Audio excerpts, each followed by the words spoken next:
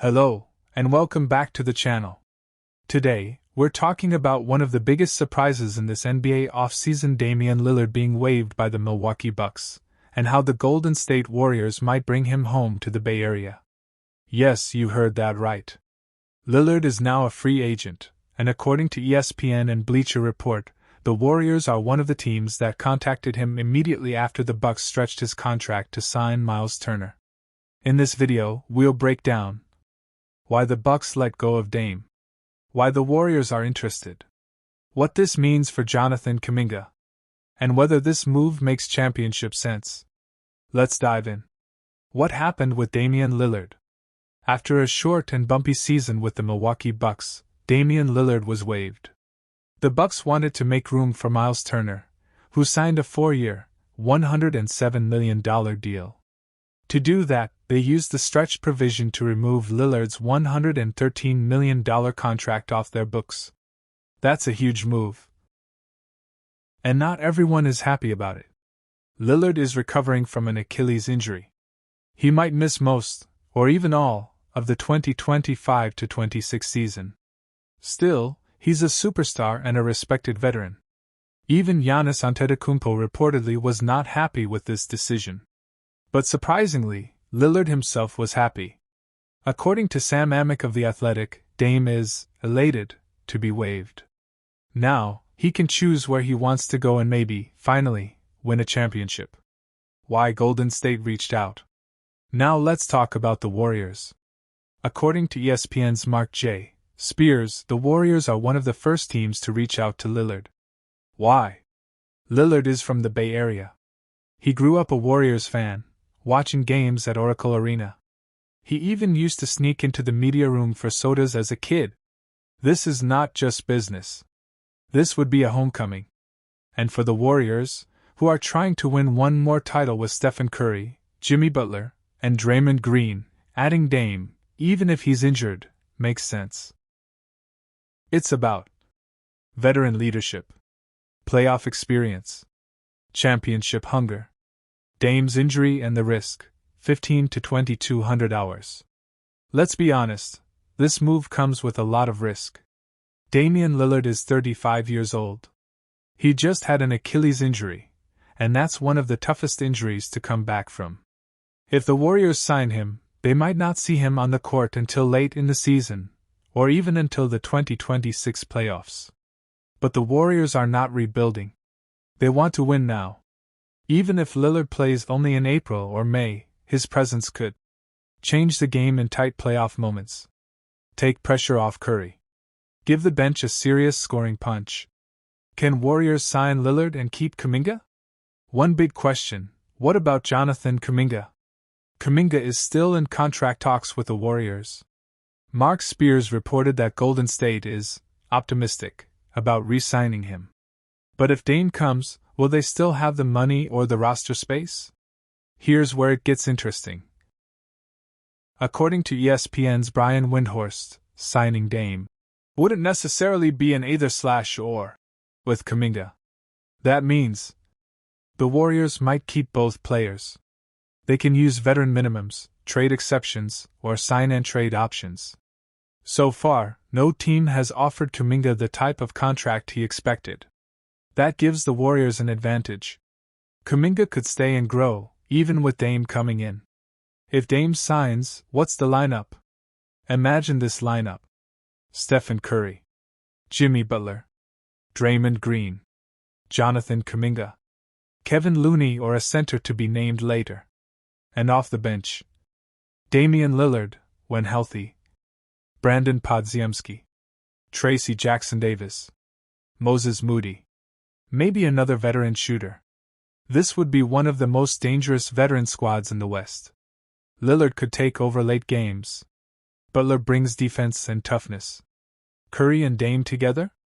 That's unfair shooting. Basketball plus business logic. Beyond basketball, this move also makes business sense. The Warriors want to sell tickets, bring excitement, rebuild a winning identity post-Klay Thompson. Signing Lillard checks all those boxes. Even if he doesn't play right away, the marketing is huge. Dame comes home. Stories. Selling jerseys. Local fan support. This is like when the Lakers signed Kobe near retirement, a symbolic and strategic move. What if it doesn't work? But let's not pretend everything will go perfectly. If Dame never recovers, slows down dramatically, or breaks team chemistry, then this move could backfire. Especially if they lose Kuminga or other young pieces to fit him in. It's a championship or bust gamble. Should the Warriors do it? So the final question is this. Should the Warriors sign Damian Lillard? My answer? Yes, but carefully. Only if they keep Kuminga. The money works, veteran minimum or exception. And the medical reports look positive. The upside is a ring. The downside? Just money and a roster spots. So what do you think? Should Golden State bring Damian Lillard home? Can he still be a difference maker after the injury? Or is this too risky? Let me know in the comments below. And don't forget to like, subscribe, and hit the notification bell so you don't miss our next deep dive into Warriors offseason moves. 7 potential targets. The Warriors had a tough end to their 2024-25 season.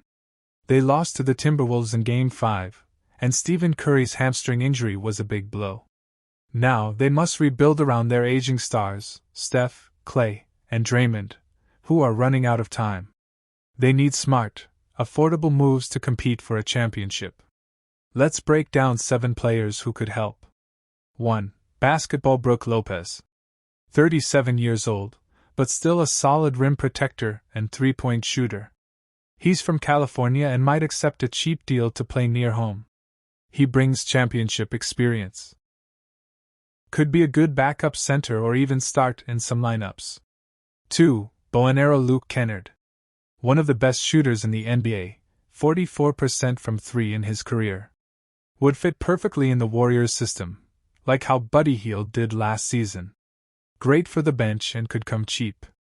3. Collision Anthony Simons. A high-scoring guard from the Trail Blazers. Portland may trade him because they want to rebuild.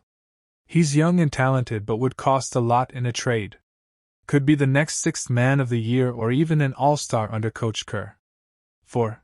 Flex Biceps Moritz Wagner. A 28-year-old big man from the Orlando Magic. He can shoot threes and has energy. Younger and more athletic than Lopez. Might be expensive if he becomes a free agent, but he's worth the price. 5. Direct hit Duncan Robinson. 7-year veteran from the Miami Heat. Another elite shooter, 40% from 3 for his career. Warriors love spacing, and Robinson gives that. Risk. Some players don't play well outside of Miami's system. 6. Brain Al Horford. Almost 39 years old, but still plays smart and helps teams win. Celtics might release him because of salary cap issues. Could be a great veteran bench piece.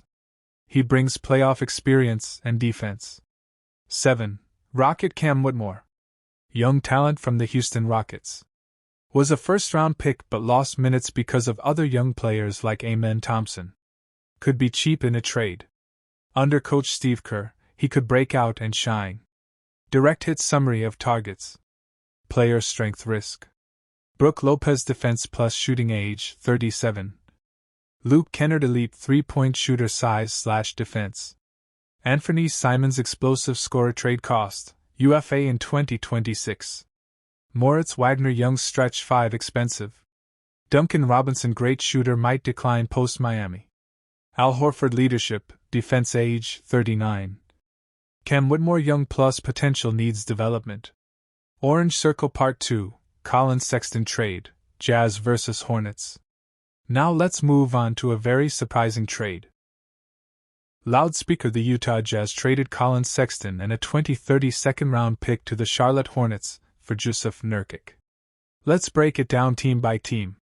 Basketball Utah Jazz perspective. Sexton is a better player than Nurkic. So why trade him and give up a pick? Salary-wise, they didn't save money. Nurkic actually earns slightly more. This could be part of a plan to give Ace Bailey, their 5th overall pick, more touches.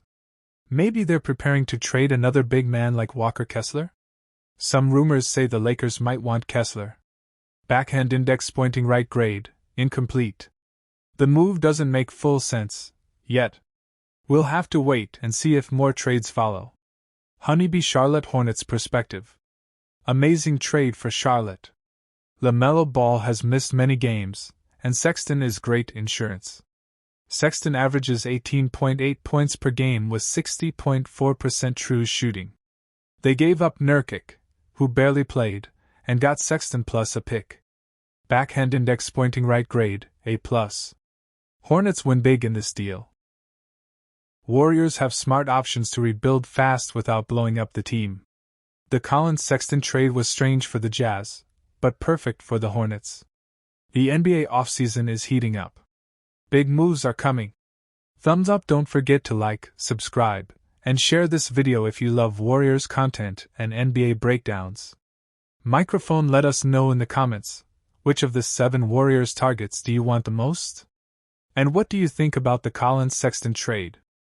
Could the Warriors trade Moses Moody for Robert Williams III from the Portland Trail Blazers? Let's break down this story, look at the numbers, see what experts are saying, and find out if this move makes sense for the Warriors. Don't forget to like this video, subscribe to the channel, and let's get started. Blue Circle Part 1. What's the trade rumor? The idea came from Bobby Marks, an NBA insider from ESPN. He suggested that the Warriors could trade Moses Moody to get a center. One name mentioned was Mitchell Robinson, but many people think that's not a good idea. Now, a new name is being discussed, Robert Williams III from the Trail Blazers. He's a strong defensive player, and could help the Warriors protect the rim. Let's now talk about who Moses Moody is, and what he brings to the team. Blue Circle Part 2. Moses Moody's role on the Warriors. Moody is a young guard, drafted by the Warriors in 2021. He's shown flashes of talent, especially on defense and shooting. Last season, he had a few good games, but he's not a consistent starter. His contract is $37.5 million for 3 years, which is a good value for a role player. But with the Warriors needing more size and defense, he might be the one to trade. Is it worth it? Let's now look at Robert Williams III. Blue Circle Part 3. Who is Robert Williams III? Robert Williams is a 6 feet 9 inches center known for defense and rebounding. He helped the Boston Celtics reach the NBA Finals in 2022. He was traded to Portland in the Jrue Holiday deal. He's earning $48 million total, with about $13.3 million next season. He has injury concerns. He played only 61 games in 3 seasons. But when healthy, he is an elite defender and rim protector. Let's now look at how the salary and contract would work in this trade. Blue Circle Part 4. Salary cap fit and trade logic. Moody makes $13.45 in 2025, almost the same as Robert Williams' $13.29 million. That means the trade works financially without needing extra players.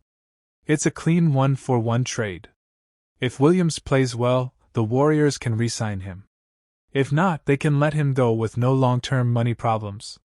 Let's now talk about the Warriors' real needs. Blue Circle Part 5. Why Warriors need a new center. Kevin Looney might not return. He's aging and limited offensively. Draymond Green is more of a power forward than a center. The team lacks a true rim protector and rebounder.